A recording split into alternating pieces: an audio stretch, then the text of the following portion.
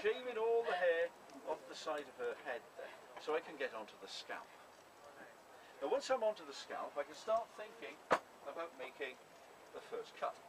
So I'll take my scalpel and I'll make a nice big U-shaped cut just above the ear. Be very careful of the artery that comes down over the top of the ear there.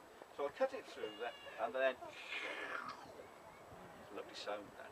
It actually doesn't make that sound, but it sounds good. There you go. So pull that over the top there. Right? Now, she's going to be bleeding. Rio's going to be bleeding very badly from that. Because you know what it's like? You cut your finger, you get a little drop of blood coming out. Cut your head, it's everywhere. She's got so many blood vessels. So I'm going to ease up that bleeding by taking my syringe, which is filled with very cold salt water. And I will squirt that all over the top of the scalp and the head. Now that'll clear a lot of the blood away, but it'll also cause all the blood vessels to start to close up slightly. So there'll be a lot less blood coming out. I'll also take a pad, a cloth here, get that soaked in salt water, and place that on the top of that flap of scalp that's been folded back. So that will protect it a bit. Now, I can look down onto Rio's head, and there's like a covering over it. It's called a pericranium. It's like a plastic covering. So we need to cut through that. I tell you what, let's do an experiment a moment.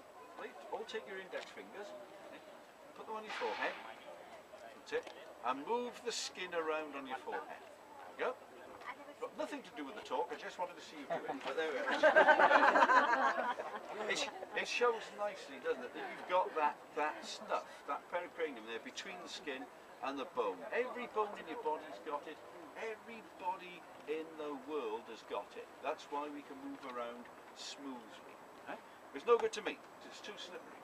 So I'll take my scalpel and we'll slice that through and then open it up using the retractors. So we'll put the retractors in and we'll pull that back so I'm onto the bone of the skull. Now, we have to get through that skull. So what we're going to use, don't look so worried, what we're going to use is the trephine. And you can see there's a spike in the middle there. Okay, great, isn't it? Yeah, you're going to love this bit, because what we do then is we place that onto the bone where we want to drill, and I will tap it in, and we'll start to make a hole by drilling like so. And once I've got that first circular cut, I'm going to take that spike out of there and convert this really into a hole saw. Once we got rid of the spike, there we go, and we got a nice hole saw there. So I'll re-engage this back into Rio's head, and with an assistant holding the other side of her head, probably the arm right the way around this so she can't move, then we'll start to drill it through using that motion. Now once I'm through the bone, I can pull that out, a nice piece of bone in there, and I can look through and I can see the dura mater covering the brain. It's like cling film covering the brain there, and I can see a discoloration and a lump underneath it. That's the blood clot that's going to have to come out. So I'm going to use my bistoury to reach inside the hole and just very gently incise the dura mater, which will pull back, and I can see that blood clot. Now, to get the blood clot out, I need a very specialist piece of equipment that's been designed for doing just that. That is called a spoon. No restaurant, buffet, cafe or anything was safe from surgeons because they would go around nicking spoons. But the spoons had to be silver, so you check for the hallmarks on the back there. Because of course silver actually sets up a slightly antiseptic reaction with the body, so it's good to use, right? So I'm going to place the spoon inside Rio's brain and we'll scoop out that blood clot very, very carefully, because we don't want to start another bleed. So we've got the blood clot there, then we've got to get rid of it. Got it, right between the eyes, right? And we'll scoop the next bit out. And we'll get that young lady over there. Right? And we keep doing that until we've cleaned it out. Very, very easy instrument. Lovely, isn't it?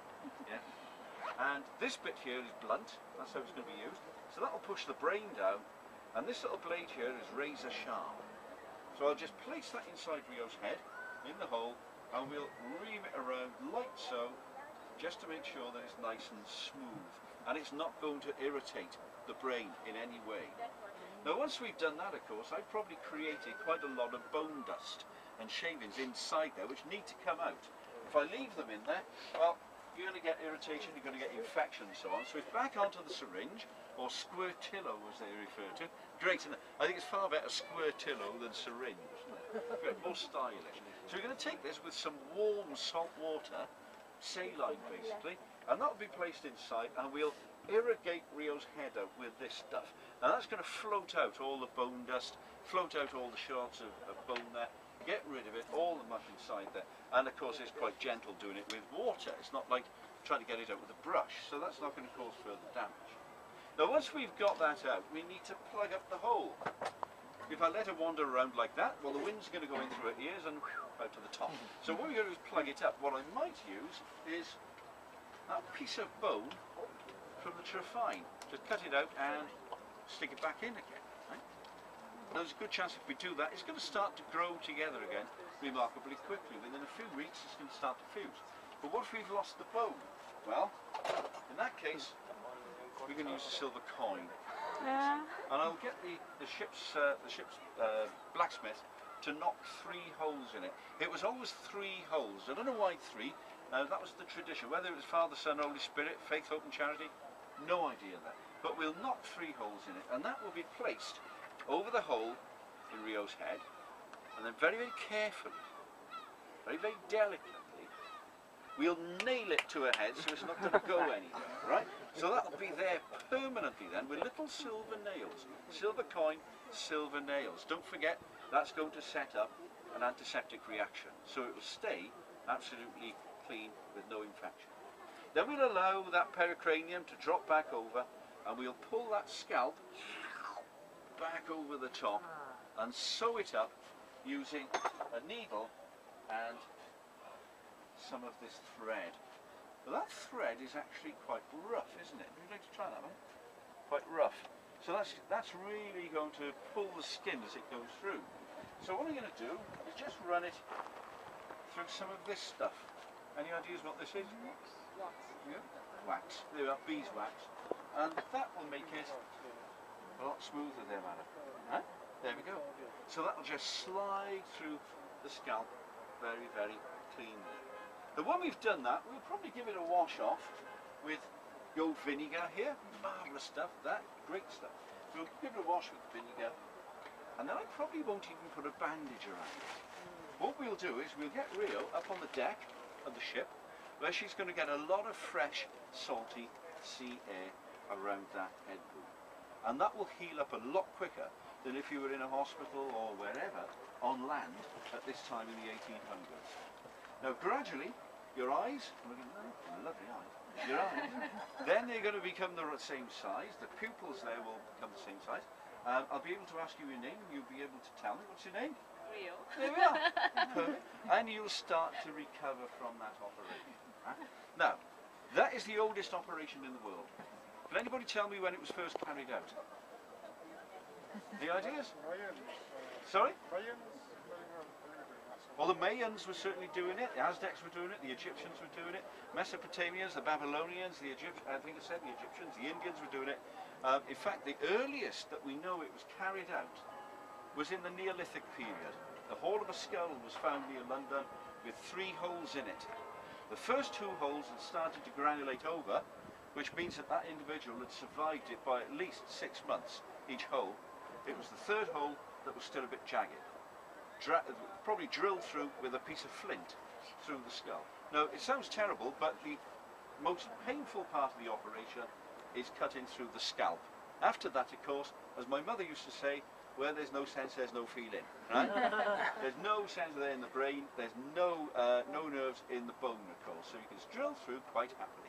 So if you saw that wonderful film, I think it was Silence of the Lambs or something, and Hannibal Lecter there, another Welshman, of course, Tony Hopkins, eating that man's brain, sorry to mention this before lunch, eating that man's brain, and the fellow was still awake, that was perfectly feasible. And in fact, when a lot of neurosurgery is carried out today, the patient is under a local anaesthetic just to deaden the scalp.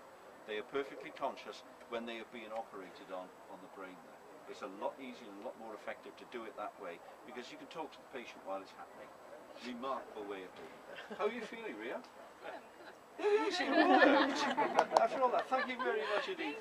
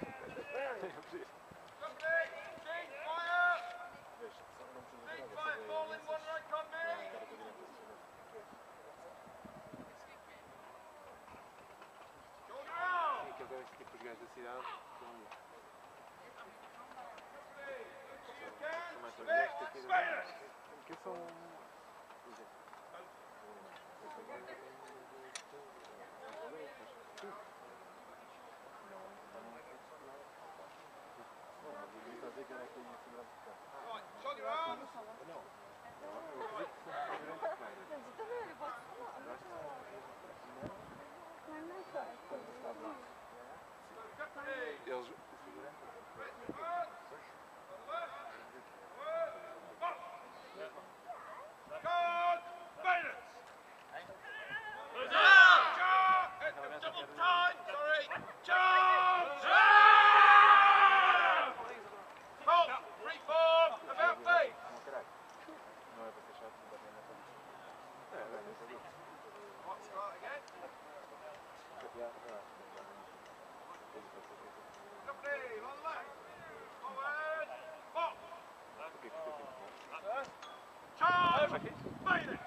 Have a word with the commander.